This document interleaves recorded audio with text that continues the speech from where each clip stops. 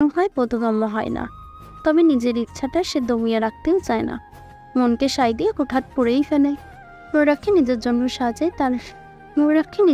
সাজে, তার সাজগোজ করে আরশিতে তাকিয়ে থাকতে কে যে ভালো লাগে। নিজের জন্য তার অগাধ মায়া, অগাধ ভালোবাসা। কে ওখানে? হুট করেই কারো কণ্ঠ কর্ণকুহর হতেই ধ্যান ভাঙে ময়ূরাক্ষীর। নড়ে চড়ে উঠে কিছুটা চকিত থমকায়। মেয়েটি নড়তে দেখে শাহওয়াজ কিছুক্ষণ আগের নিজের ভাবনায় হাসল। কিন্তু কে এই মেয়েটি? হাসিবার উপর মনে হচ্ছে না তো। হুট করেই ময়ূরাক্ষীর কথা মস্তিষ্কে এলো। তবুও না বোঝার ভান করে শাহওয়াজ এখান থেকেই শুধালো, কে কে ওখানে? কথা বলছে না কেন? ময়ূরাক্ষী সবেই এসে বসেছিল। ঘরে ভালো লাগছিল না, ভাবলো এখানে বসেই আলতাটা পড়বে। চেনা গম্ভীর কণ্ঠে হুট করেই তাকালো। এ লোক এখন এখানে কেন? তড়িৎ গতিতে ঘুমটা টেনে উঠে দাঁড়ালো, হাঁটা ধরল কম্পিত শরীরে। দাদি জানলে কেলেঙ্কারি হবে।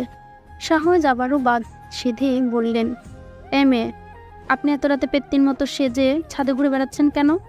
দুর্বল হৃদয়ের কেউ দেখলে তো হৃদযন্ত্রের ক্রিয়া বন্ধ হয়ে যে কেউ দেহ থেকে প্রাণ হারায়। দেহ থেকে প্রাণ খোয়াবে। ময়ূরাক্ষী দাঁড়ালো আকস্মিক, মেজাজ তরঙ্গে উঠল। কি অভদ্র লোক! মানুষ কি কেউ এসব বলে? সে পেতনি।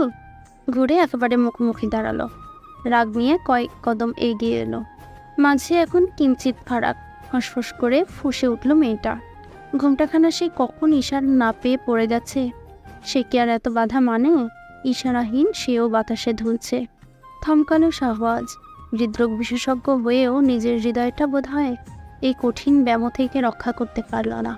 ড্যাবড্যাব করে তাকিয়ে রইল হরিণী চোখের অধিকারী দুধে আলতা বরণের মেয়েটির পানে। এদিকে ময়ূরাক্ষী আকাশচুম্বী রাগ নিয়ে শুধালো, আপনি আমায় পেতনি কেন বললেন? মানুষ পেতনি হয় কি করে?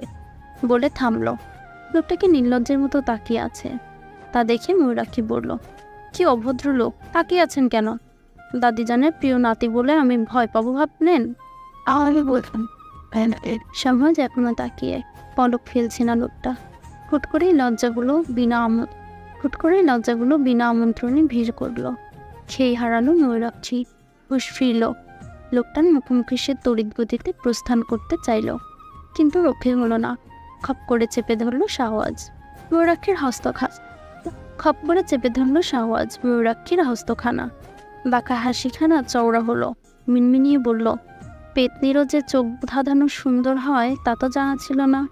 ষড়যন্ত্র এঁটে এভাবে আমার সামনে এলেন নাকি মি? পেতনিরও যে চোখ ধাঁধানো সুন্দর হয় তা তো জানা ছিল না। ষড়যন্ত্র এটি আমার এভাবে সামলে এলেন নাকি মেয়ে? শাহওয়াজের এমন কণ্ঠে শিউরে উঠল অষ্টাদশী ময়ূরাক্ষীর দেহ। থমকালো, চোখ খিচে কোনো রকম হাত ছাড়িয়ে পালালো সে। নিচে রেখে গেল ভাঙা কাচের চুড়িগুলো, যা শাহওয়াজের হাতের চাপেই ভেঙেছে। সেগুলো সযত্নে তুলে নিল শাহওয়াজ। আকবর চৌধুরীর সকাল শুরু হলো তার অভিমানী পুত্রকে দেখে। আজ সূর্য কোন দিকে উঠেছে সে জানে না, তবে চাঁদ যে নিজে থেকে তার কাছে এসেছে তার ঢের টের পাচ্ছে।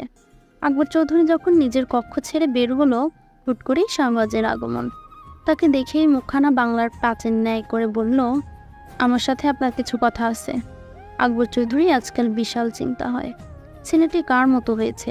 যতদূর জানে মধুলতা তো গোমরা মুখের নয়, তবে এই ছেলে হাসে না কেন? পরক্ষণেই ভিতরের সত্তা যেন তার দিকে ইশারা করে।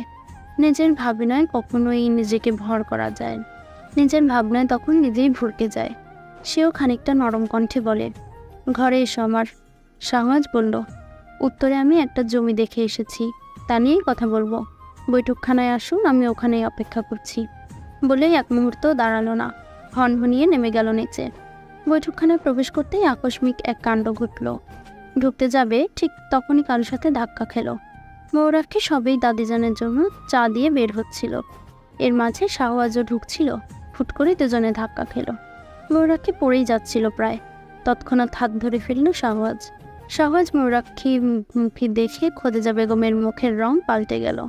তবুও কিছু ভেবে স্বাভাবিক রইল। এর মাঝেই শোনা গেল শাহওয়াজের গভীর কণ্ঠ, দেখে চলতে পারেন না মেয়ে?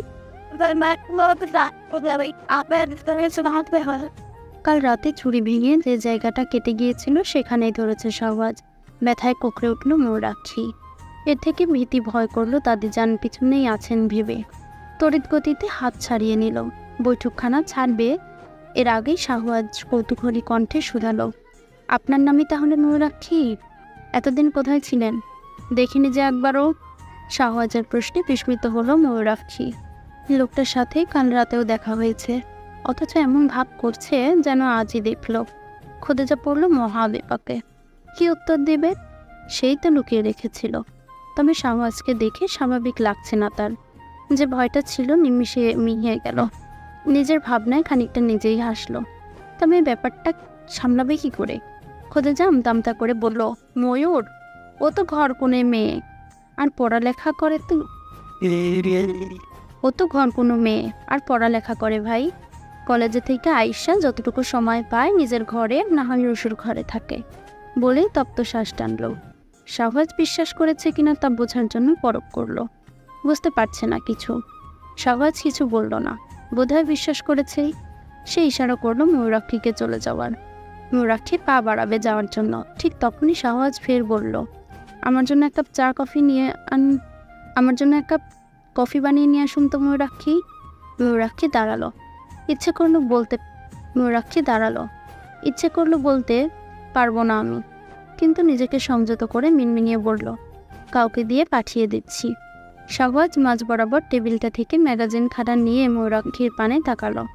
চোখাচোখি হলো। মেয়েটা চোখ নামিয়ে নিল। শাহবাজ বলল, আমি আপনাকে বলেছি ময়ূরাক্ষী, আপনি নিয়ে আসবেন। মরদ এক গলে রূপে আর এক গলে গুণে, তোমার মাইয়ার কোনোটাই নাই। আমার নাতি কি দীক্ষা তোমার মাইয়ার দিকে তাকাই বসে যাব? পান চিবোতে বলল খোদেজা রাহেলাকে। মহিলার চুলে পাক ধরেছে, চামড়া কুচকে আসছে। এখনো মিষ্টি কথা বলতে জানে না। যখন পারে মানুষকে হে করে কথা বলতে ছাড়ে না। মহিলাটার বয়স বাড়লেও সৌন্দর্যের দিক দিয়ে যেন পরিপূর্ণ। তার কাছে বয়সে যেন সংখ্যা মাত্র। রগরগে যুবতীকেও হার মানাবে তার চালচলন। নিজের দিক দিয়ে মহিলা বেশ যত্নশীল। এখনো রঙিন কাপড় ছাড়া শরীরে জড়ায় না। নিঃসংকোচে মানুষকে ছোট করে সে। নিজের রূপ আছে বলে অন্যের রূপকে নিয়ে কটূক্তি করতে ছাড়ে না। এ যেন তার কাছে এসব ডাল ভাতের মতো। খারাপ লাগা তার শব্দের ভাণ্ডারে নেই। রাহেলার মাঝে মাঝে ভীষণ রাগ হয়। তার মেয়ে কি কম সুন্দর? রংটা শুধু ময়ূরাক্ষীর মতো না, কিন্তু এখন রাগ হচ্ছে ওই ময়ূরাক্ষীর উপর। ওর রূপ একদিন রাহেলা ঝলসে দিবে। আকাশচুম্বী রাগ হলেও রাহেলা নিজেকে নিয়ন্ত্রণ করল। বলল, আম্মা, আপনিই তো বলেছেন হাসি যেন শাহবাজের আগে পিছে ঘুরঘুর করে। এখন আপনি কেন পথ বদলে দেন? শাহবাজকে ছাড়া যাবে না। পাত্র হিসেবে সুযোগ্য। জমিদার নিয়মে এবারের বড় পুত্রই সব পায়। সবাই এখানে থাকতে পারলেও তারা সব নিতে পারবে না। তবে বড় ছেলে যদি নিজ থেকে দেয় তা অন্য ব্যাপার। সে যুগ না থাকলেও দলিল দস্তগিরে সাফ সাফ আইনে উল্লেখ রয়েছে। সে যুগ না থাকলেও দলিল দস্তগিরে সাফ সাফ আইনিভাবে উল্লেখ রয়েছে। এদিক দিয়ে বলতে গেলে শাহবাজ সোনার ডিম পাড়া হাঁস। নানা বাড়িও বিশাল বিত্তশালী, আবার পেশায় ডাক্তার। এদিক দিয়ে বলতে গেলে শাহবাজ সোনার ডিম পাড়া হাঁস। নানা বাড়িও বিশাল বিত্তশালী, আবার পেশায় ডাক্তার। একে কি করে ছেড়ে দেয়? শাশুড়ি একটু বেশি বুঝে। পুরুষ মানুষ তার উপর থেকেছে বিলেতে। রূপগুল ছাড়া অন্য কত কি দিয়ে মন ভোলানো যায় ভেবেই হাসলো রাহেলা। খোদেজা আঙুল থেকে চুল মুখে পুড়ে পান কিছুক্ষণ চিবালো, আবার যেন ভাবলো কিছু। অতঃপর পিক ফেলে বলল, তা তো কইছিলাম ময়ূরাক্ষীকে দেখার আগে।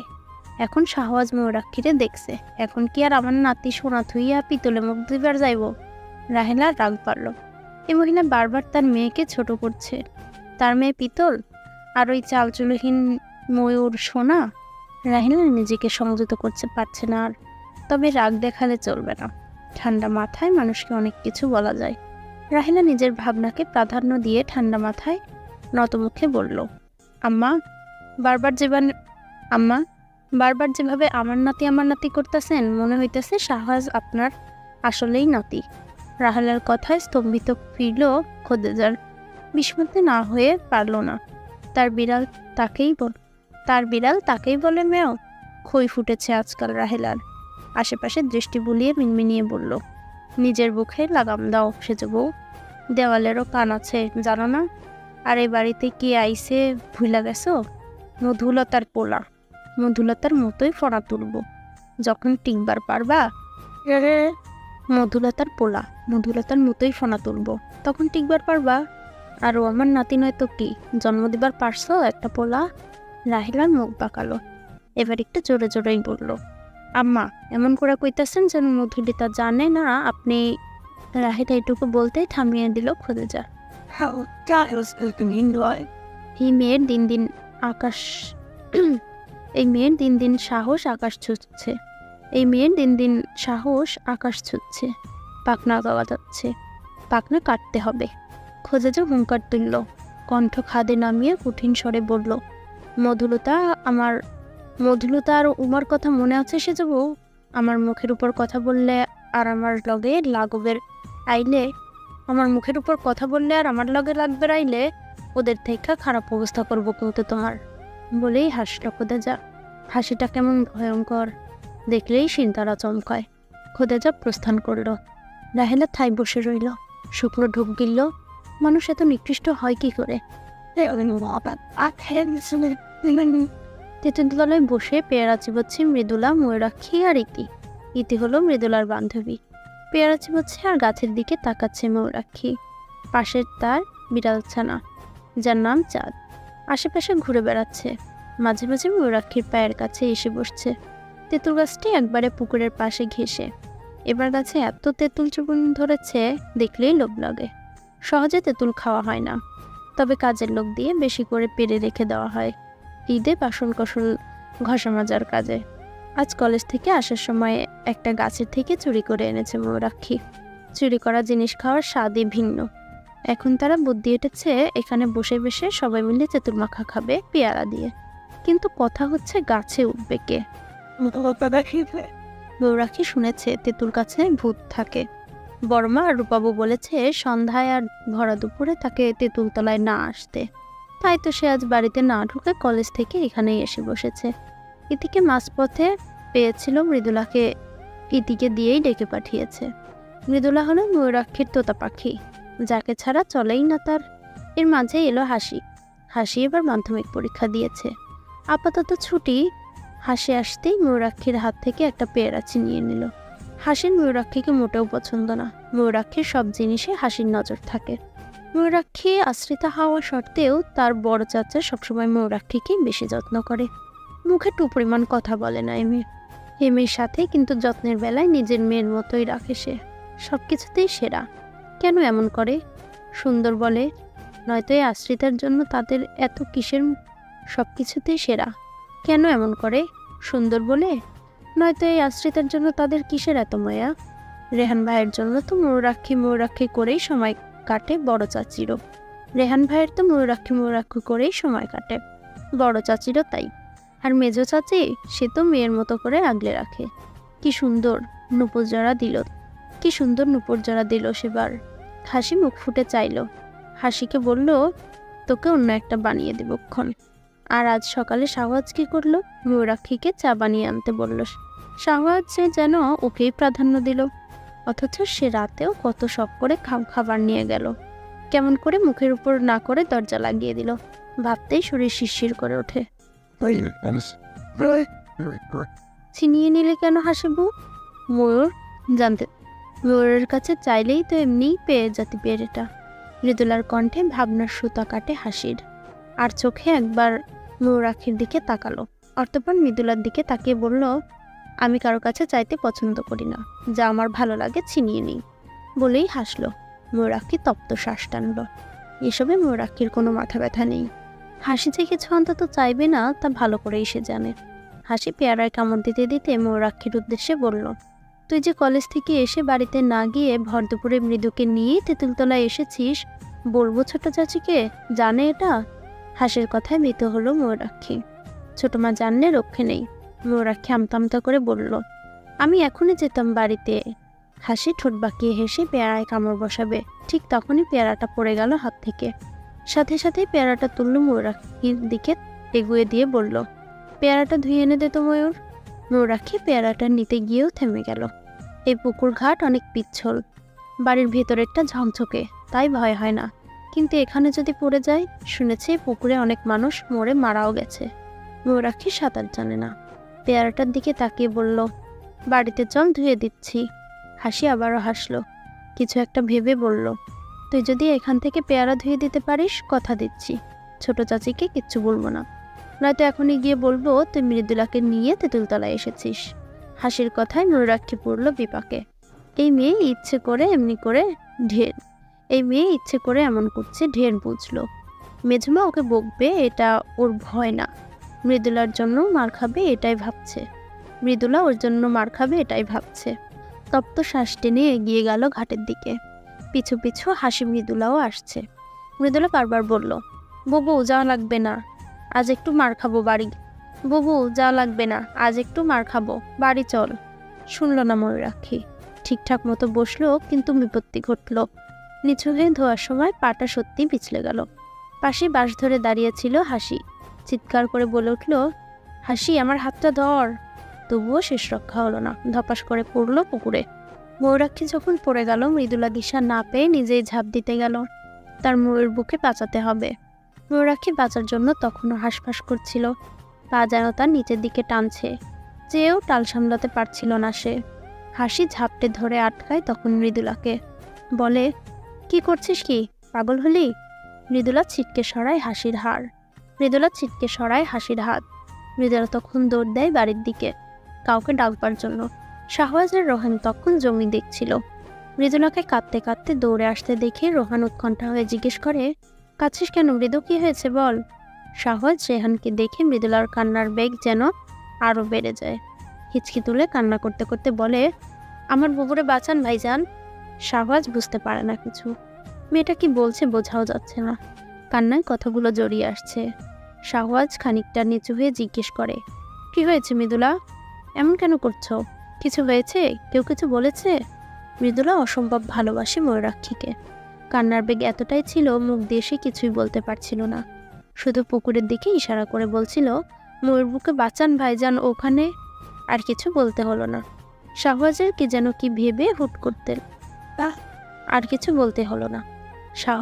যেন কি ভেবে ছুট লাগালো। পুকুরের কাছে এসে ধপাধপির শব্দে যা বোঝার বুঝে গেছে। সেও ঝাঁপ দিল পুকুরে। ময়ূরাক্ষী তখন খেয়ে হারিয়ে ফেলেছে। মেয়েটার চোখ, নিবুড় শরীরের শক্তিবোধ হয় হারিয়েছে। শাহওয়াজ কোনো মতো সাঁতরে গিয়ে হাত ধরল। পানিতে এতটাই ভারী হয়ে গেছে তার হাত ফসকে গিয়েছে দুবার। শাহওয়াজ কোনো রকম নিজের সাথে মিশিয়ে ধাতস্থ কণ্ঠে বলে, চোখ বন্ধ করবেন না ময়ূরাক্ষী, চোখ বন্ধ করবেন না। ময়ূরাক্ষী তখন ঝাপসা চোখে তাকিয়ে। সামনের মানুষটির কথা কর্ণপাত হলেও যেন মস্তিষ্ক সায় দিচ্ছে না। চোখের সামনে সব কেমন অন্ধকার হয়ে আসছে। শরীরে কিঞ্চিত শক্তিও নেই। শরীরে যেন সব ভর ছেড়ে দিয়েছে। শ্বাস প্রশ্বাস বুঝি এই ইতি টানবে। নিঃশ্বাস থেমে থেমে আসছে। চেয়েও আখিদায় খোলা রাখতে পারছে না সে। এত আবদ্ধ কেন সব? শাহওয়াজের হাত ফের ফসকায়, অতলে ডুবে যেতে থাকে যেন ময়ূরাক্ষী। তখন ঝাঁপ দেয় রোহান আসার আগেই শাহওয়াজ আগলে নেয় বক্ষে।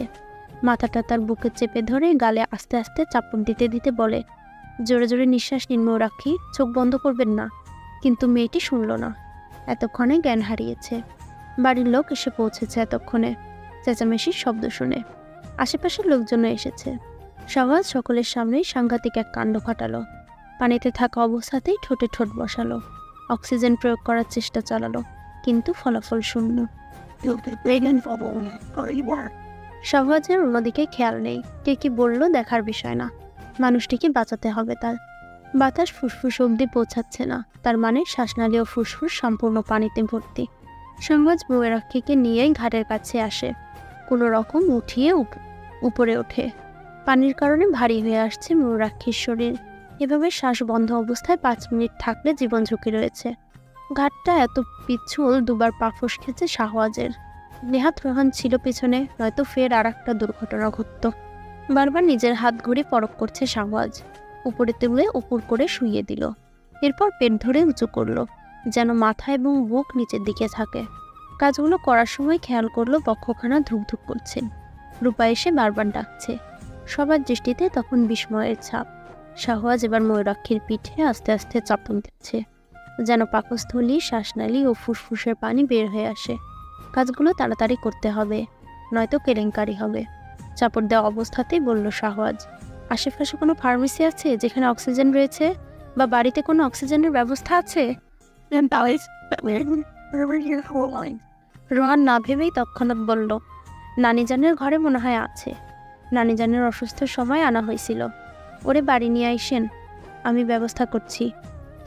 ফুসফুস পাকস্থলী থেকে পানি বের করে আনতে সক্ষম, কিন্তু এখন কৃত্রিম অক্সিজেন দিয়ে শ্বাস প্রশ্বাস সচল না হওয়া পর্যন্ত কিছু বলা যাচ্ছে না। জ্ঞান না ফেরা অবধি স্বস্তি নেই। খোদেজা বেগমের জন্য অক্সিজেন আনা হয়েছিল, সেই অক্সিজেনটাই বের করলো রোহান। বুক কাঁপছে তার। শাহওয়াজ এনে নিচেই একটা রুমে রাখলো ময়ূরাক্ষীকে। রূপা মেয়েটা কাঁদছে, বারবার বলছে, ভাইজান তুমি তো ডাক্তার, তুমি ওকে ভালো করে দাও। অভিভূত না হয়ে পারে না শাহওয়াজ।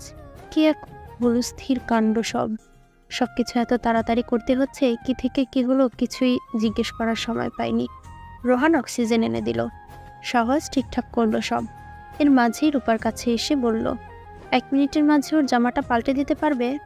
তাড়াতাড়ি করলে ভালো হয়, নয়তো ঠান্ডা লেগে যাবে। রূপা যেতে নিয়েও থেমে যায়, বলে, ভাইজান ও ভালো হয়ে যাবে তো? শাহওয়াজ নিরাশ কণ্ঠে বলে, জ্ঞান না ফেরা অবধি কিছুই বলতে পারছি না। রূপা অশ্রুসিক্ত চোখেই গেল ময়ূরাক্ষীর জামা পাল্টাতে। সবাই তখনও শাহওয়াজের দিকে তাকানো, যদিও আকবর চৌধুরী ছিল না এতক্ষণ সে এসেছে। কিছুক্ষণ আগের করা ঘটনা ভাবতেই আকবর চৌধুরীর সামনে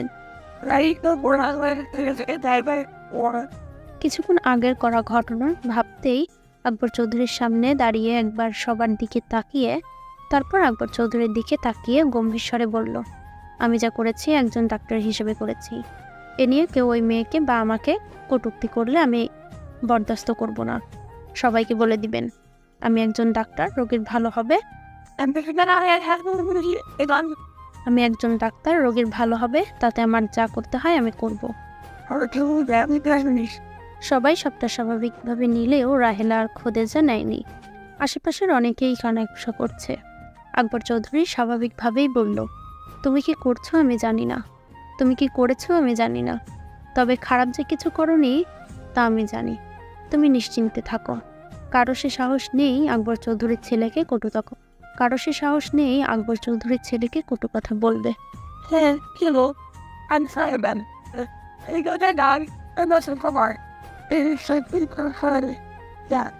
আকবর চৌধুরীর কথায় যেন একটু কানাঘুষা কমল। অনেকক্ষণ অক্সিজেন চলায় শ্বাস প্রশ্বাস খানিকটা স্বাভাবিক পর্যায়ে এসেছে। অক্সিজেন মাস্ক এখনো লাগানো। রূপা হাতে পায়ে তেল মালিশ করে দিয়েছে। শাহওয়াজ নাড়ি পরীক্ষা করলো। পরিস্থিতি একটু স্বাভাবিক হয়েছে, যেন হাফ ছাড়ল।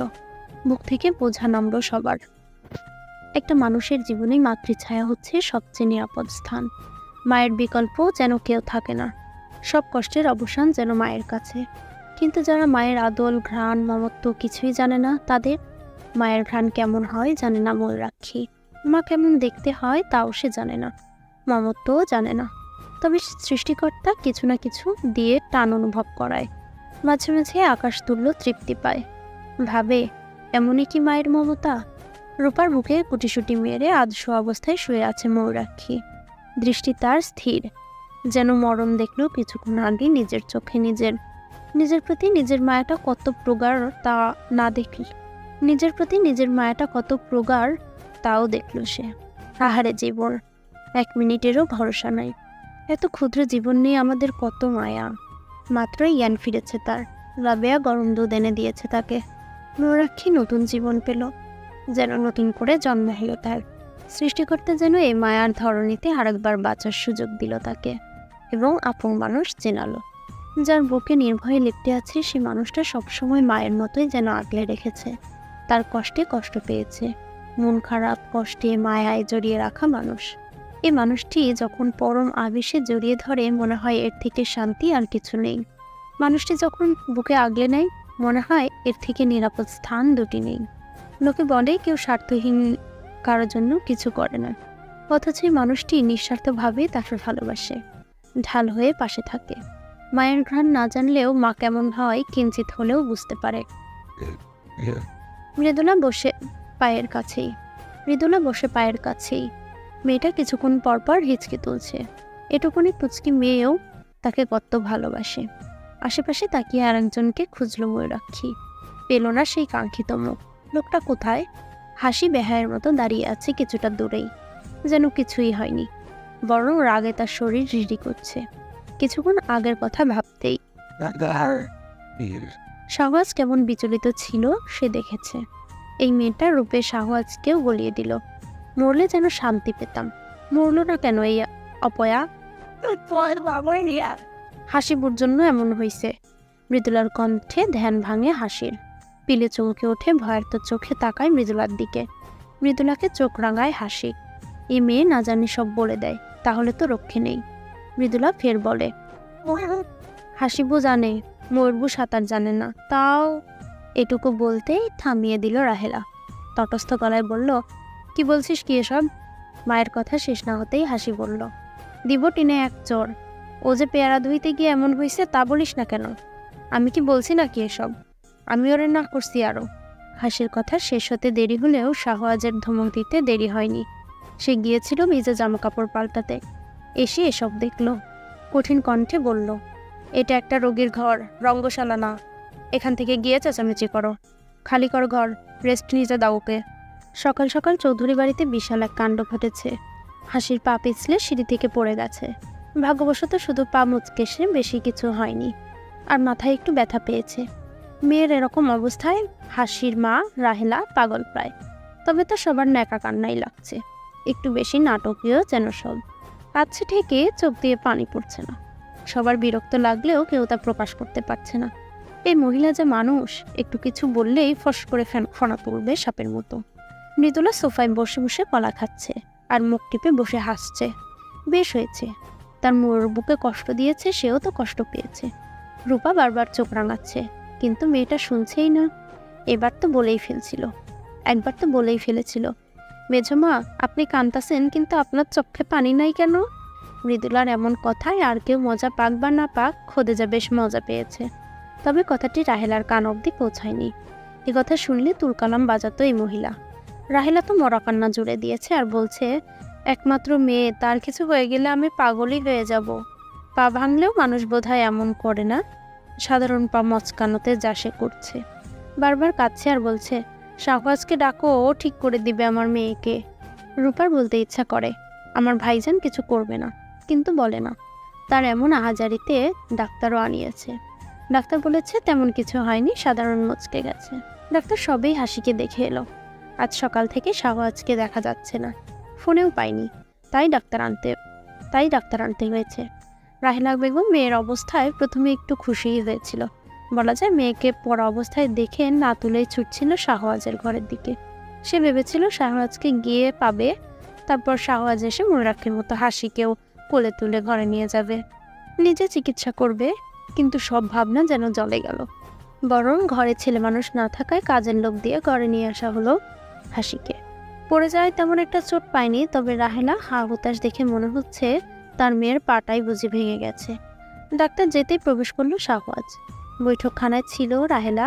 শাহওয়াজকে দেখে উৎকণ্ঠা হয়ে কাঁদতে কাঁদতে এগিয়ে এসে বলে, শাহওয়াজ বাবা, কোথায় ছিলে তুমি? আমার হাসিরে বাঁচাও বাবা। রাহেলার কথায় বিরক্ত হয় খোদেজা। রূপা ভরকায়, যাক বাবা, চাচি এমন কেন করছে? মাত্রই তো ডাক্তার দেখে গেল, বলেও গেল, চিন্তার কোনো কারণ নেই।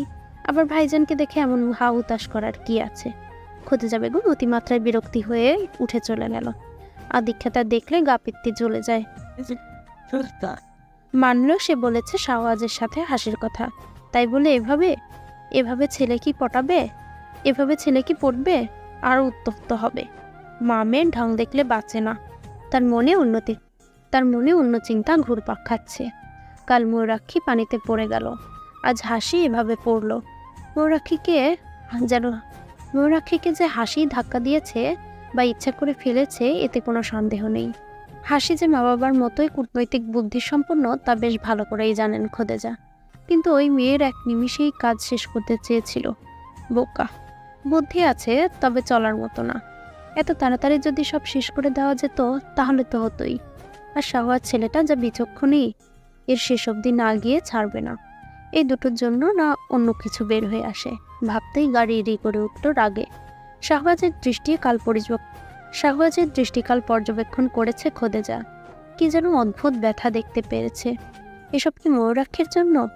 মৃদুলাকে তো কাল কোনো মতে থামিয়েছে রাহেলা আর হাসি, তবুও মধুলতার ছেলে কি এতই নির্বোধ? আর আরেকটা ভাবনার বিষয় খটকার বিষয় হলো আজ হাসি সিঁড়ি থেকে পড়লো কি করে? ওর পায়ের নিচে তেল চিপচিপে ছিল। বলেছি হাসি, কিন্তু সিঁড়িলে ওর পায়ের নিচে তেল চিপচিপে ছিল, কিন্তু সিঁড়িতে তেল কোত্থেকে থাকবে? ওরা তো তেল দেখেনি। অদ্ভুত তো। শাহবাজ ভুরু কুচকিয়ে দাঁড়িয়ে আছে রাহেলার দিকে। সে কিছু ঠাহের করতে পারছে না। রূপা তপ্ত শ্বাস টেনে ইশারা করে বলে, শুধু শুধু করছে এমন। শাহবাজ বুঝতে পারে না ইশারা। অবুজের মতো রাহেলা বেগমকে শুধায়, কাঁদছেন কেন? কি হয়েছে? রাহেলা শাহবাজের প্রশ্ন শুনে আরো জোরে জোরে কেঁদে ওঠেন, যেন মরে গেছে কেউ। এত বড় মহিলা এমন কাঁদছে দেখে বিরক্ত লাগলো শাহবাজের। নেকা কান্না লাগছে ব্যাপারটা। মহিলাটা একটু বেশি বাড়াবাড়ি করে সবকিছুতে। রাহেলা শাড়ির আঁচল দিয়ে নাক মুছে কাঁদো কাঁদো গলায় বলে, শাহবাজ বাবা, আমার মায়ের পা ভাঙা গেছে। তুমি বিলেত ফেরত ডাক্তার, তুমি একটু আসো না। শাহবাজ বুঝলো এবার এ মহিলা বড়ই শাহবাজের কৌতূহল বা ইচ্ছা পেল না তেমন মহিলার কথায়। তার সামনে দিয়েই ডাক্তার গেল। শাহবাজ ফোন ঘাটতে ঘাটতে বলল, মাত্রই ডাক্তারকে বের হতে দেখলাম। আমাকে আবার কি দরকার? রাহেলা থতমত খেল। ভারী বজ্জাত ছেলে। ময়ূরাক্ষীর বেলায় তোর তাল বাহানা করেনি, পুকুরে ঝাঁপ দিয়েছে। আর সে তো পুকুরে ঝাঁপ দিতে বলেনি। রাহেলা আবার নাক চিৎকাতে বলল, তবুও তুমি যদি একটু দেখে যেতে স্বস্তি পেতাম আমি। শাহবাজ হামি তুলল। ফোনে এমনভাবে তাকিয়ে আছে যেন পৃথিবীর সবচেয়ে গুরুত্বপূর্ণ কাজ ফোনেই হচ্ছে। সামনের দিকে পা বাড়ালো। উপরে যেতে যেতে বলল, ফ্রেশ হয়ে আসছি বলে চলে গেল। রূপার বেশ আনন্দ লাগছে শাহবাজের এমন ব্যবহারে। রাহেলা তেলে বেগুনে জ্বলে উঠল। চেঁচামেচির শব্দে বেরিয়ে এলো ময়ূরাক্ষী। নাক মুখগুলো এখনো লালচে হয়ে আছে, চোখগুলো ফুলে আছে। রাহেলার কান্নার আওয়াজ ভেসে আসছে। কাল রূপার সাথে ঘুমালেও ভোরের দিকে নিজের ঘরে এসেছে ময়ূরাক্ষী। শাহবাজ তাকে বাঁচিয়েছে। সবার সামনে অভদ্র লোকটাকে অভদ্র কাজ করেছে শোনার পর শাহবাজ তাকে বাঁচিয়েছে। সবার সামনে অভদ্র লোকটা অভদ্র কাজ করেছে শোনার পর থেকেই লজ্জা তাকে আষ্টে পৃষ্ঠে ধরেছে। ইস, লোকে কি ভাবছে তা নিয়েও ভয় ব্যাপক। সকাল থেকে আল্লাহ করছে যেন ওই অভদ্র লোকটিকে তার সামনে না দেখে। তাই রূপার ঘর থেকে নিজের ঘরে এসে দুয়ার দিয়েছে। তবে লোকটির কাছে সে চিরকৃতজ্ঞ। জীবন দেওয়ার মালিক সৃষ্টিকর্তা। এই মানুষটি রুচি নয়, তবে সৃষ্টিকর্তা তাকে প্রাণ দিয়েছে। লোকটি যখন তাকে বুকে আগলে নিল তখন চোখ আদো আদো খোলা। প্রথম কেউ তাকে এমন করে ছুঁয়েছে। লোকটি রাতে রূপার ঘরে এসেছিল। তখন ময়ূরাক্ষী ইচ্ছে করেই চোখ খিচে বন্ধ করে শুয়েছিল। লোকটির কথা মাথায় আসতে বক্ষ কেমন ধুকু ধুকু করে কাঁপছে। আশেপাশের দৃষ্টি বলিয়ে দ্বিধা নিয়ে পা বাড়ালো ময়ূরাক্ষী। শরীর কেমন ঝিমচ্ছে, শুধু দুর্বল এখনো। বারবার আল্লাহ করছে যেন শাহবাজ নামক লোকটার সামনে না পড়ে, কিন্তু সে ঘুরে বালি। দোতলায় আসতেই বিপত্তি। কেউ গম্ভীর মুখে শুধালো, সকালে আপনি কোথায় গিয়েছিলেন মেয়ে? বুকে কম্পন বাড়ল। লজ্জা আর জড়তা বিনা নিমন্ত্রণে আষ্টে পৃষ্ঠে ধরল। গলা শুকিয়ে কাঠ হয়ে এলো। ঘুরল না সামনে। শাহবাজ এগিয়ে এলো। একই স্বরে বলল, আপনি বেরিয়েছেন কেন রুম থেকে? আমাকে দেখার জন্য নাকি? শেষের কথাখানা দুষ্টু কণ্ঠে বলল শাহবাজ। ময়ূরাক্ষী চোখ খিচে বন্ধ করে নিল। লোকটা অভদ্র। লোকটা অভদ্র তড়িৎ গতিতে বলল, সামনে আসবেন না আপনি। শাহবাজ প্রস্তুত হাসল। মেয়েটা লজ্জা পাচ্ছে ঢের বুঝতে পেল। ইচ্ছে করেই এগিয়ে গেল। মুখোমুখি দাঁড়ালো। মুখশ্রী পানে তাকালো ময়ূরাক্ষীর এবার প্রাণ যেন বেরিয়ে আসার উপক্রম। মাটিটা ফাঁকা হলে যেন এখনই ঢুকে যেত। শাহবাজ এগিয়ে এসে কানের কাছে ফিসফিসিয়ে বলল, আমি তো আসতে চাইনি মেয়ে, আপনিই তো আনেন। বলেছিলাম পরের বার দেখা হলে সত্যিই চুমু খাবো। পরে ভেবে চিন্তা করে বাচ্চা বলে ছেড়ে দিয়েছিলাম, কিন্তু কাল নিজেই বাধ্য করলেন। শাহবাজের কথায় চোখ বড় বড় করে তাকালো। শাহওয়াজের দিকে। শাহওয়াজ বাঁকা হেসে শীষ বাজাতে বাজাতে পাশ কাটিয়ে চলে গেল। ময়ূরাক্ষী তাকিয়েই রইল, মিনমিনিয়ে বলল, অসভ্য অসভ্য। গ্রামের এই জায়গাটা গ্রামের একবারে মাঝ বরাবর। জায়গাটা একবার চোখ বুলিয়ে একটা দলিলে সই করল। পাশে থাকা শাহওয়াজের বন্ধু রেজওয়ান বড় একটা ব্রিফকেস তুলে দিল লোকটির কাছে। সাথে সাথেই দুজন বড় একটা সাইনবোর্ড দাঁড় করালো জায়গাটার মাঝ বরাবর, যাতে লেখা ছিল মধুলতা জেনারেল হসপিটালের নিজস্ব জমি। জমির মালিকের নাম শাহওয়াজ প্রহর। তৃপ্তিকর হাসলো প্রহর। দলিলটা হাতে নিয়ে কালো গাড়িতে থাকা এক বৃদ্ধের দিকে এগিয়ে দিয়ে বলল, এই যে ইয়াং ওল্ড ম্যান, এবার তোমার হসপিটালকে ছাড়াবে আমার হসপিটাল। চ্যালেঞ্জ নিয়েছিলাম না, মায়ের ইচ্ছা পূরণ করব, করে দেখালাম। গাড়ির ভেতরে থাকা মানুষটি শাহওয়াজের অতি প্রিয় নানাজান, যে ছাড়া শাহওয়াজ অসম্পূর্ণ, যে না থাকলে হয়তো মায়ের গর্ভেই মারা যেত। বাবা মাকে নিয়ে রাস্তাতেই রাত পার করতে হতো, যার ছায়ায় বড় হয়েছে শাহওয়াজ এবং এই রঙিন দুনিয়া চিনেছে। শাহওয়াজের চোখে এখনো হাজার স্বপ্ন, হাজার বাসনা, সব যে পূরণ করতে হবে। তার সাথে তার মায়ের প্রতি অন্যায়ের শব্দ সুদে আসলে পূর্ণ করতে হবে। বৃদ্ধ লোকটির চোখে মুখে তৃপ্তির হাসি, চোখ ছলছল করছে। কিন্তু পুরুষদের যে মেয়েদের মতো কাঁদতে মানা। তবে দুঃসময়ের ছলেই নাতির উদ্দেশ্যে বলল, জমি কিনেছ সবে, হসপিটালটা দাঁড় করাও, তারপর না হয় আবার হসপিটালকে টেক্কা দিতে আসবে। এখনো একটা ইটও বসলো না, সে এসেছে আমার হসপিটালকে টেক্কা দিতে। নানাজানের কথা শুনে শাহওয়াজের বন্ধু রেজওয়ান হেসে উঠল। শাহওয়াজও হাসল। কিছু কিছু হারও যে তার আনন্দ দেয়। এই মানুষটির কাছে না হয় হেরেই গেল। তার মায়ের স্বপ্ন তার গ্রামেই একটা হসপিটাল হবে, আর একটা এতিমখানা। একটু আগে রেজিস্ট্রি হয়েছে। রেজিস্ট্রি অফিসে অর্ধ টাকা পরিশোধ করেছিল। এখন রেজওয়ান ব্যাংক থেকে অর্ধ টাকা নিয়ে এলো, এখন হাতে তুলে দেওয়া হলো। হাসি ঠাট্টার মাঝেই শাহওয়াজের নানাজান আশরাফ শুধালো, ঢাকা ফিরছ কবে? তোমার যে ডাক্তারি সার্টিফিকেট আছে তাকে বেমালুম ভুললে নাকি? শাহওয়াজ তপ্ত শ্বাস টানল। তাকে আর ভোলা যায়? তবে যাচ্ছে কবে সে আপাতত জানে না। এ বাড়িতে আসার পক্ষে কখনোই ছিলেন না তার নানা। এখানে আসা নিয়ে সে এখনো নারাজ। শাহওয়াজ খুব ভালো করেই এটা জানে। শাহওয়াজ উত্তর দিল, যাব, ওখানকার কিছু কাজ সারতে হবে, তারপর এখানে এসে হসপিটালের কাজটা ধরতে হবে। আশরাফ কথাটা শুনেও না শোনার ভান ধরে রইল। তার ভাষ্যমতে যেখানে সব শেষ হয়ে গেছে আরও আগে সেখানে আসার কথা। সেখানে আসার কোনো কারণ নেই। শাহওয়াজ এখন পূর্ণবয়স্ক এবং স্বাবলম্বী।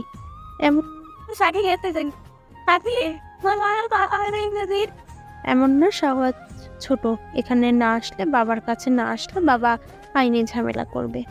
যখন সময় ছিল তখনই খোঁজ নেয়নি, এখন এসেছে ছেলেকে নিয়ে দরদ দেখাতে। আশরাফ স্বাভাবিক কণ্ঠে শুধালো, তার খোঁজ পেয়েছ? শাহওয়াজ মলিন কণ্ঠে উত্তর দিল, এখন অবধি না। আশরাফ সাহেব নিরাশ হলেন। জলজ্জান্ত একটা মানুষ কোথায় যাবে? ওদিকে তার মেয়ে যে পথে আছে খবর শোনার জন্য।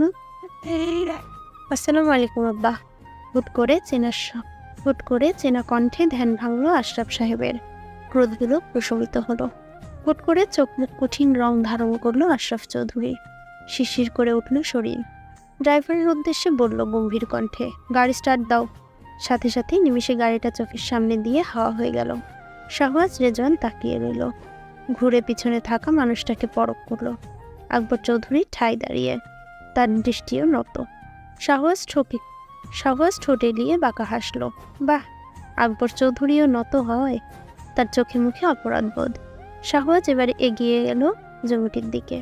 এর মাঝেই আকবর চৌধুরী পেছন থেকে বলল, আমার ছেলে জমি কিনলো, আমায় তা শুনতে হলো অন্যজনের কাছে। একবার জানাতেও পারত, আজ জমির সব কিছু ঠিকঠাক করবে। শাহওয়াজ এখনো সামনের দিকেই তাকানো।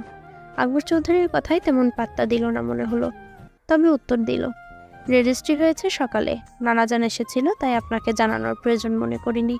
আর আপনাকে তো সেদিন সকালেই জানিয়েছিলাম জমিটি দেখতে আসবো আমি। পছন্দ হয়ে গেল, কিনে ফেললাম। ছেলের এমন কথায় আহত হলো আকবর চৌধুরী। বক্ষখানায় জ্বলন ধরল। আচ্ছা, এ জ্বলন কি তার ছেলের দেহেও ছিল? যখন প্রয়োজনে তার জন্মদাতা পিতা সামনে ছিল না, তার মধুলতার বক্ষে এখনো কি এমন জ্বলন? যতবার মনে পড়ে তার স্বামী অন্য কারো এখন, তাদের থেকে তার জ্বলনটা কমই লাগলো।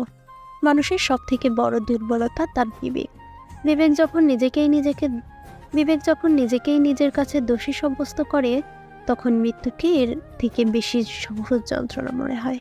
আকবর চৌধুরী নিজেকে ধাতস্থ করে বলল, তোমার জমি পছন্দ হয়েছে জানলে আমি এই জমি তোমায় কিনে দিতাম। শাহওয়াজ তাচ্ছিল্য হেসে বাবার মুখে তাকালো, অতঃপর তাচ্ছিল্য কণ্ঠেই বলল, শাহওয়াজ প্রভুর কারো জিনিস নিতে চায় না। তার মা এবং নিজের কষ্টের জন্য নিজের জন্য নিজেই যথেষ্ট। সামনে তাকান, পড়ে দেখুন ওই লেখাটা। আকবর চৌধুরী বেশ কৌতূহল নিয়ে পড়ল। নির্নিমেষে চেয়ে রইল, চমকালো, থমকালো। এই স্বপ্নটা তো তার পূরণ করার কথা ছিল।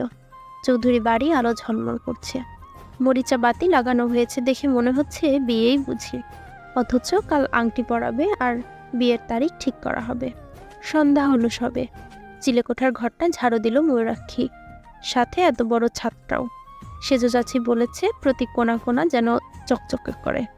শরীর ঝিমিয়ে আসছে বারবার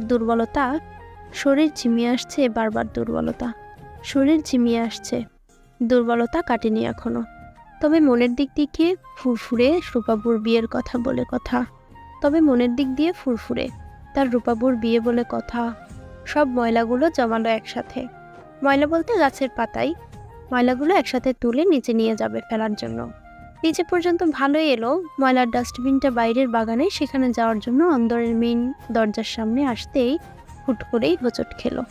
আর ঘটল অদ্ভুত এক কাণ্ড। সব ময়লা গিয়ে পড়লো সামনে থাকা শাহওয়াজ আর রেজওয়ানের মাথায়। শাহওয়াজ কথা বলতে বলতে ঢুকছিল বাড়ির ভেতরে, সাথেই ছিল রেজওয়ান। ময়ূরাক্ষী বড় বড় চোখ করে সামনের দিকে তাকালো। যা বাবা, কি করলো এটা? আশেপাশে তাকিয়ে দৌড় দেওয়ার জন্য পা বাড়াবে, ঠিক তখনই পেছন থেকে লম্বা বেনুনিটা ধরে ফেলে শাহওয়াজ। থেমে যায় ময়ূরাক্ষী। এবার বুঝি রক্ষা নেই।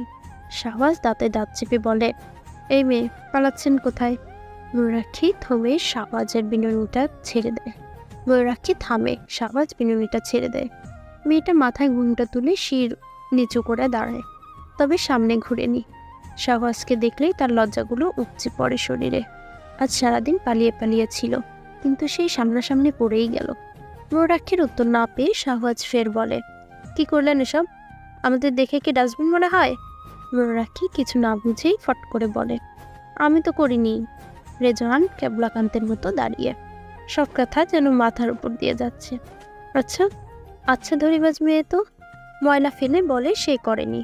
রেজওয়ান একবার নিজের দিকে তাকিয়ে অসহায়ের মতো নিঃশ্বাস নিয়ে বলে, আমি জানতাম জমিদার বাড়িতে রাজকীয়ভাবে ফুল দিয়ে ওয়েলকাম করা হয়, কিন্তু এ যুগের জমিদার বাড়িতে যে ময়লা দিয়ে ওয়েলকাম করা হয় তা তো জানা ছিল না। রেজওয়ানের কথায় বড়সড় একটা ধমক দিল। এতক্ষণে রূপাও এসেছে। রেজওয়ানের কথায় লজ্জিত হলো রূপা। ময়ূরটা না বাচ্চাই রয়ে গেল। কে বলেছে এত সব কাজ করতে? রূপা বলল, দুঃখিত ভাইজান, বুঝতে পারিনি। ময়ূর তোকে এসব কে করতে বলেছে? সামনে ঘুরিস না কেন? সামনে ঘুর। অসম্মান করা হচ্ছে না ভাইজানকে? শেষের কথাগুলো ময়ূরাক্ষীকে উদ্দেশ্য করে বলল রূপা। ময়ূরাক্ষী এবার ঘুরল, শির এখনো নিচেই। রেজওয়ান থমকালো মেয়েটিকে দেখে। এর কথাই কি ভাবছিল শাহওয়াজ? নিঃসন্দেহে রূপবতী, যাকে বলে চোখ ধাঁধানো রূপ। শাহওয়াজ গম্ভীর কণ্ঠে বলল, ওকে নিয়ে ভেতরে যাও, আমি আসছি। রেজওয়ান অবুঝের মতোই পা বাড়ালো ভেতরে। রূপা ভেতরে নিয়ে গেল রেজওয়ানকে। ময়ূরাক্ষীও যাওয়ার জন্য পা বাড়াবে, ঠিক তখনই শাহওয়াজ বলল, আপনাকে যেতে বলেছি আমি। ময়ূরাক্ষী শুকনো ঢোক গিলল, মাথা দুপাশ নাড়ালো, যার মানে না। শাহওয়াজ হাসলো। প্রথমে রাগ হলেও রাগটা যেন মিহিয়ে গেল। শাহওয়াজ স্বর পাল্টে বলল, মাথা তুলে উপরের দিকে তাকান ময়ূরাক্ষী চোখ খিচে বন্ধ করে ফেলল। ওই আঁখি যুগল এত কেন আকৃষ্ট করে শাহওয়াজকে? মেয়েটাকে তাকাতে বলল, সে চোখ বন্ধ করে আছে। শাহওয়াজ তা দেখে হাসল কিঞ্চিত।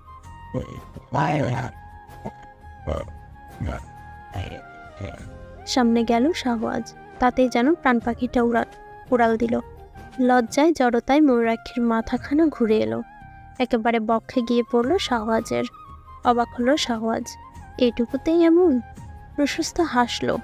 সাথে সাথে সামনে থেকে বাচ্চা বাচ্চা কণ্ঠে কর্ণকুহরে ভেসে এলো, যা শুনে ভড়কালো শাহওয়াজ। হায় আল্লাহ, ভাইজান বুবু তো আবার জ্ঞান হারাইছে। এবার কি চুমু দিয়ে বুবুরে ঠিক করবেন? আপনি আমারে ভালোবাসা দিলেন না, তাই বোধহয় শরীরে মলিন হয়েও আমাদের অস্তিত্ব এলো না পৃথিবীতে। মা শব্দটা শোনার সৌভাগ্য হলো না আমার। চুলে বিনুনি করতে করতে বলল মিনারা। মুখ চোখ জুড়ে ক্লিশের রেশ, চক্ষুদয় টলমলে। এই আখিও বোধহয় ক্লান্ত কান্না করতে করতে। বেশ অনীহা নিয়ে চুলগুলো বিনুনি করছে। বাড়িতে মেহমান আছে, এলোমেলো থাকলে শাশুড়ি রাগ করবে, কথা শোনাবে। অবহেলা আর অযত্নে চুলগুলো কোমর থেকে কাঁধ অব্দি এসেছে। কতদিন পর পর যে চিরুনি লাগানো হয় মিনারা মাঝে মাঝে ভুলে যায়। ময়ূরাক্ষী মাঝে মাঝে আছড়িয়ে দেয়। মিনারা আত্মাটা জোড়ায় তখন, যেন নিজের অস্তিত্বেই করছে। মানুষ বলে যত্নহীন সবকিছুই লুপ্ত হয় ব্যবহারের অযোগ্যে। মানুষ বলে যত্নহীন সবকিছুই লুপ্ত হয়, ব্যবহারের অযোগ্য হয়। কিন্তু মিনারা যে অযত্নে রাখা সম্পর্ককেই আছে যুগ পার হলো। একজনের দ্বারা কি আর হয়? সে ভালোবাসতে বাসতে ক্লান্ত। একটু ভালোবাসা পাওয়ার জন্য কতই না মরিয়া। তার পেছনে থাকা মানুষটির ভালোবাসা যে অনেক দামি, অপাত্রে দান করে না। কিন্তু সে কি অপাত্র? রুমন তার পিছনে দাঁড়িয়ে থাকা কলার ঠিক করছে আর শীতে তাকিয়ে। মানুষটা কি সুন্দর। ছোট দুইখানা ভাই আছে, তবুও তাদের চেয়েও যেন সুদর্শন। চুলে একটু একটু পাক ধরেছে। রুমন সত্যি সুদর্শন নাকি তার চোখেই এমন, বোঝে না মিনারা। রুমন চৌধুরী মিনারার দিকে না তাকিয়েই তাচ্ছিল্য হেসে বলল, শরীরের মলিন কি আমি চেয়েছি নাকি? মিনারা আটকে উঠল, পুরো দৃষ্টিতে তাকালো লোকটির দিকে। এ কি করে বলতে পারলো অনায়াসে? একটুও কি বাঁধল না মুখে? মানল প্রতিবারই সে কাছে এসেছে। তবুও অপরজনের ইচ্ছে ছাড়া কি কিছু হয়? আচ্ছা, সে কি এতই ফেল না? এই 12 বছরে কি একটু মায়া হয়নি? সে শুনেছে কোনো কুকুরও যদি একজন মানুষের পিছে কিছুদিন ঘুরঘুর করে তাহলে সেই কুকুরের জন্য মায়া জন্মে মানুষের। আর তার জন্য এই মানুষটার 12 বছরেও কি জন্মায়নি মায়া? তার হৃদয় কি নেই? এই পুরুষটিকে নিয়ে আকাশ সমান কৌতূহল মিনারার।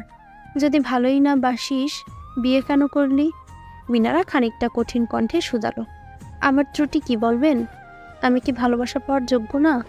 আমায় কি কিঞ্চিত ভালোবাসাও দেয়া যায় না? রুমন চৌধুরী মিনারার কথা শুনে চুপ করে নিষ্পলক চায়। মিনারাও তার পানে তাকিয়ে।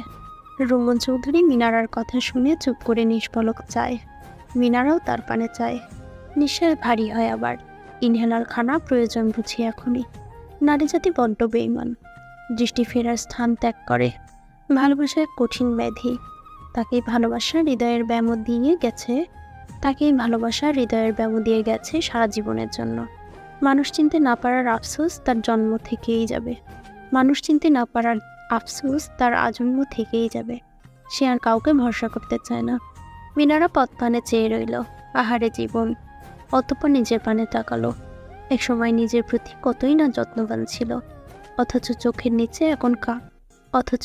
নিচে এখন কালো দাগ পড়েছে। সেই সাদা রংটা আর নেই। আদলে রং পাল্টেছে। কালচিটে হচ্ছে দিন দিন। রুফিন একটা মানুষ। গুঞ্জে ছিল তাও বেমালুম ভুলেছে। চৌধুরী বাড়ি চাকচিক্য আর বিশাল বহুলতায় পূর্ণ হলেও এবার এটি ভালোবাসাহীন। এবারের মানুষ ভালোবাসাহীন। আর ভালোবাসাহীন কি বাড়ি থাকে? ইট পাথরের দালান হয়ে যায় না? সুখ সকলের হাতের মুঠোয় থাকলে সুখকে তারা ছুঁতে পারে না। এ বাড়িটি জানে হাজার মন ভাঙার গল্প। সর্বোপরি যেন প্রশ্ন আসে, আসলেই কি টাকা থাকলে সুখ থাকে? টাকা দিয়ে কি সুখ কেনা যায়? বিলাসবহুল জীবন পার করলেই কি সুখী হওয়া যায়? এই ধরনীতে বাহিরেরটা দেখে মনের খবর রাখে কে? এখানে যে আড়ালে আবডালে মনকে মনের গল্পরা সুখ খুঁজতে থাকে, এর থেকে বোধহয় করে ঘরেই সুখ মিলত। অন্তত কিঞ্চিত ভালোবাসা পেত। ভালোবাসার জন্য মরিয়াও হতো না। ভালোবাসার জন্য মরিয়াও হতে হতো না। এখন জীবনের প্রতি মায়াটা উঠে গেছে। এখন যেন জীবনের প্রতি মায়াটা উঠে গেছে। অতঃপর দীর্ঘশ্বাসে ছেয়ে গেল। ভারী হলো হাওয়া, কান্না হয়ে এলো কষ্টগুলো। ছাদে আর চম্পেশ আড্ডা জমেছে, মাঝে শীতল পাটি বিছিয়ে সেখানে বসা রেজওয়ান শাহওয়াজ। এই দুই বন্ধু থাকলে তাদের আসরে বাড়তি মানুষের প্রয়োজন পড়ে না। শাহওয়াজ বেশ চঞ্চল আর চটপটে ধাঁচের ছেলে, তবে বাড়ির মানুষের সঙ্গে ইচ্ছে করেই মেশে না। বহুরূপী মানুষ পশুর থেকে অধম, আর এই বাড়ির মানুষগুলো বহুরূপী। নামের পাশে হৃদরোগ বিশেষজ্ঞ ট্যাগটা লেগে গেলেও কোনো কালেই সে